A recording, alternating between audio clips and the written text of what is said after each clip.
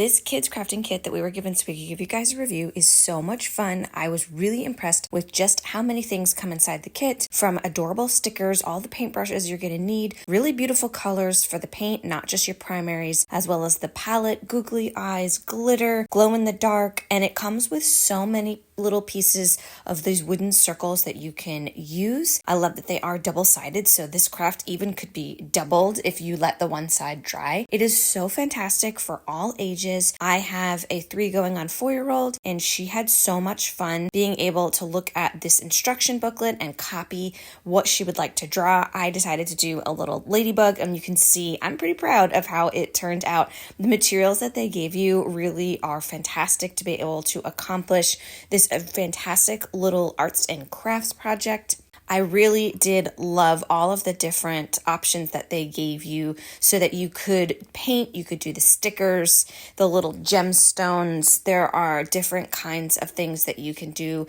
as well as being able to use that hole that each of these have. And I wanted to hang them up, so I did one that was glow in the dark. You can see you do need to layer it on pretty thick, but the glow in the dark definitely works.